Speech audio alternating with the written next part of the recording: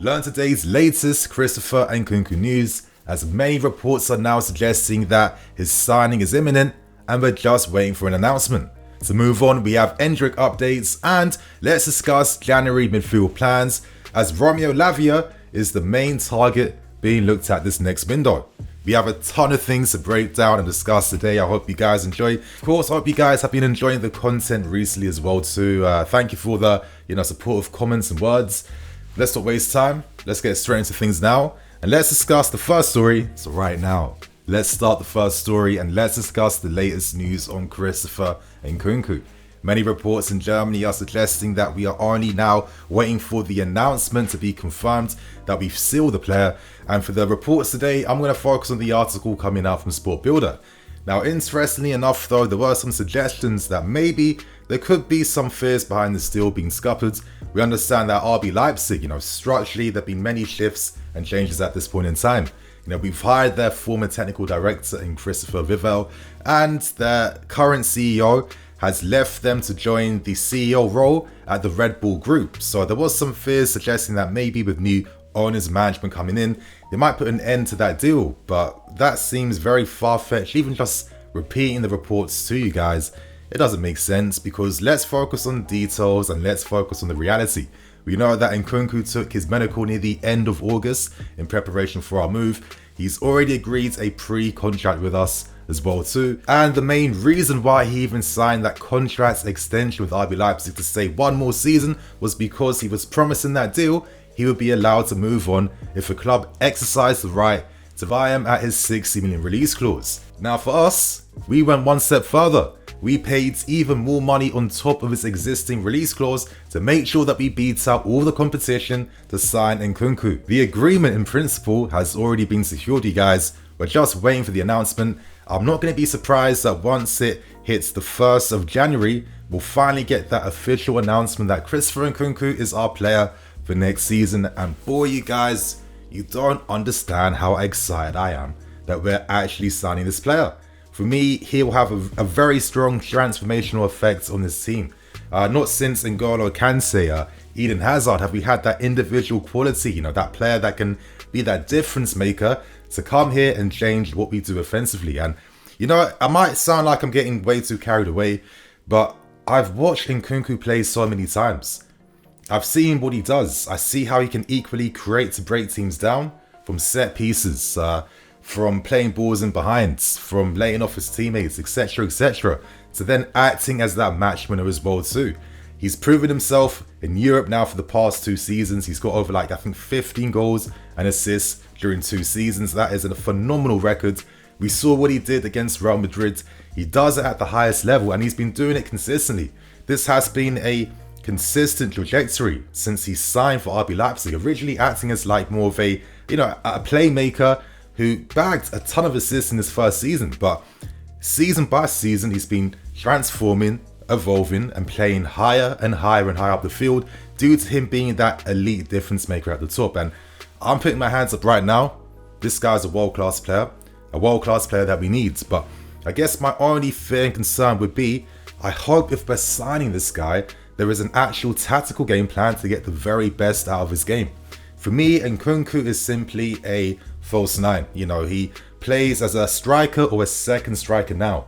That is the new Christopher Nkunku. You can see the goals he's scoring. He's getting less assists, not meaning that he can't produce assists, but his influence is a lot closer to goal right now, and he does his best work when he's withdrawing from the play. All you simply have to do is partner him alongside wide forwards and wide players. And I'm hoping that when he signs, he won't be used on the left wing or the right wing or used out of position, because that has been the main issue at this club. We sign big attacking players and there's no tactical framework to help support their best traits in their game. It's happened from your Torreses to your Lukaku's to everyone we sign. I'm hoping under new ownership and management now, we're doing things completely differently.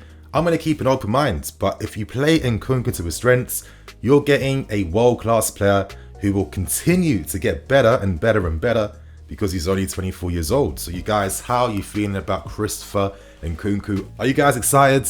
Let us know in the comment section. And right now we move on to the second story and let's discuss one of the most interesting targets we're looking at, and that is Romeo Lavia of Southampton. Now, news behind the scenes is suggesting that Lavia could be on the cards for this January, and we're looking to make efforts to try and place a bid to sign him in the next window. Now, back in the summer period, reports came out suggesting that we made a 50 million bids. It wasn't quite a 50 mil bids, it was more a 50 million inquiry. One of the reasons why we're doing that is that when Man City sold Lavia to Southampton, they did exercise a buyback fee, and that fee is worth around £40 million. Pep Guardiola himself confirmed this in a press conference. Here's a tweet from Romano. Man City understand the talent they have and what you could do for them in the long run. So it does make sense that if you want to sign one of the most promising defensive midfield players in the country, you're going to have to pay over the odds to secure him to weaken Man City in the future. And I do think that Lavia has that something very special about him. Now, one of the reasons why Lavia even signed for Southampton is that with our new staffing hire in Joe Shields, he signed for Man City in the summer, and he was the one to really push signing Romeo Lavia as Southampton signed him from Man City. So he understands his game perfectly, knows his strengths and qualities. And under Todd Boehly, his vision for us currently is to create one of the best young teams in Europe, to sign the best young under 24, under 25 players to build a team for the future that can compete for the next decades. That is an incredible vision and philosophy to have. We've seen with the recent signings of Chukwuemeka, Kasade, plus many more as well too, that he is putting his money where his vision is. And I do think Lavia could be an excellent addition to the new philosophy we're starting to build at Chelsea Football Club. With Jorginho and Kante's contracts expiring soon, we have to think about the future now. That is very important. And even though Lavia is still quite young, already for 18 years old, you're seeing the importance he's bringing to that Southampton team. Now, of course, during the start of the season, his first 5 games, he was phenomenal. He scored a goal against us. He's showing that authority in midfield, his willingness to make interceptions. It shows you how he reads the game. He's an enforcer in front of that defense. But what separates him from just any ordinary type of DM is that this guy has, elite potential in the making in terms of that technique. I like the composure in which he plays with. If players are looking to close him down in his own half, he's not going to just release the ball quickly to a teammate to pass on responsibility. He has the technical skill set to use his close control and skill to evade the press and then play that pass. And in terms of his passing, this guy can pin those passes between the lines. He can play long, he can play short. I've been saying for a long time now, I need to have more multi-function midfield players. I need midfield players that can play it fast when they have to. We've been stuck with all these short passing tempo midfield players that have brought their benefits, but they're not long-term benefits anymore. I think we've kind of exhausted their skill set, and it's time to move on and evolve the team. With all the books mids we're signing, for me, it just makes sense to sign proper, talented DMs behind them. And if we can get Lavia, who has incredible potential already, someone that can be molded, that can grow, that can improve over the years as well too, then for me, get this deal done. I definitely believe this guy's talent for sure. I've watched a lot of clips, read a lot of interviews, done my research, really understand the hype and promise behind him, because a lot of top coaches are really revering this guy at this point in time. So he's clearly doing something right. And even looking at the stats, when he was playing for Southampton before the injuries, in their first 5 games, they won 2 games and they looked more effective. Since they lost him, Southampton lost that defensive presence they needed in their midfield. Maitland-Niles has been playing in midfield, but he's more offensive. He hasn't done the job. And in the past 9 games, they've won 1 game. And Hasenhüttl is now sacked and replaced by a new manager. So already at such a young age, to have that value in his game, it speaks big volumes about his talent and the type of player that he can become. It is quite clear that Joe Shields is really pushing for the signing, and of course Todd Boehly has created an infrastructure where experts can do their jobs and recommend the talents to take us forward into the future. So how do you guys feel potentially about Romeo Lavia?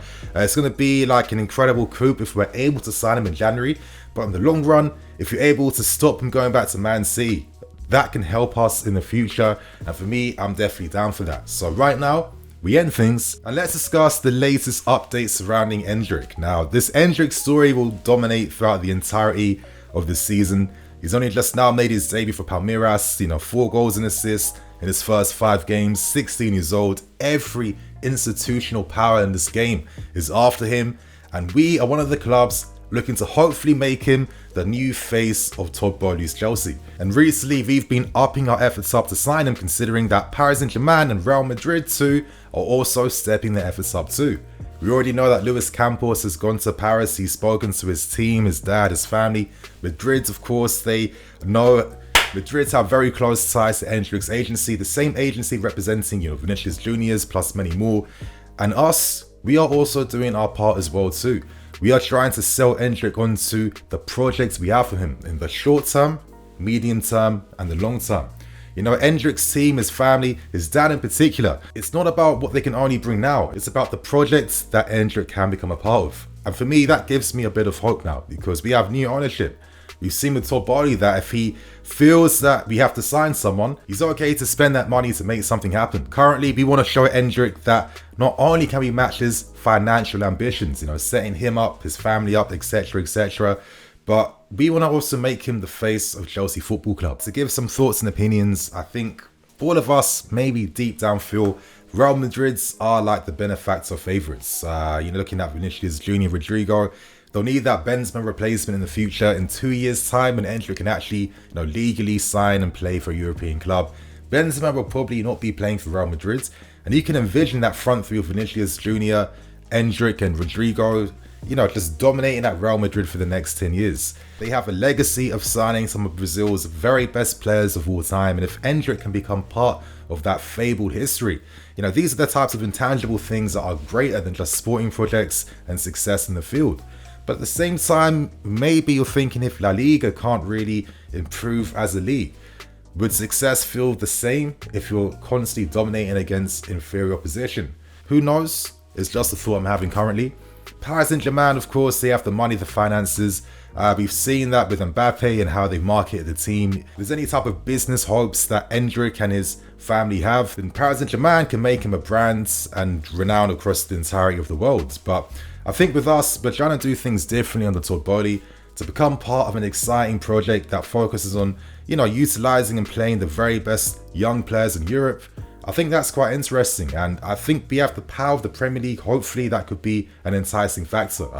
The competition levels here, for me currently, it's the best league, it's the most competitive league, and it's the hardest league. We're definitely a club on the rise. We'll see a lot of the successes over the next few seasons, and we're a club situated in London that is constantly competing in European football time and time again, and we have incredible infrastructure here as well too. So I do feel like, even though I don't personally feel like we're the favourites, we can do something here and we shouldn't just write ourselves off.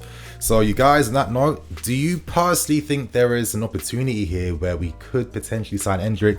I'd love to hear some of your thoughts and opinions behind why you think that's the case, and if not, let us know as well too. So on that note, I'm going to wrap things up, keep things moving.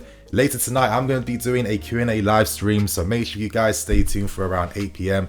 Let's have some fun, let's answer some questions, and let's talk about what's been happening recently over the past few weeks. So on that note, I'm the EFC, this is BlueLionsTV. I'll catch you guys later with some more videos. Cool.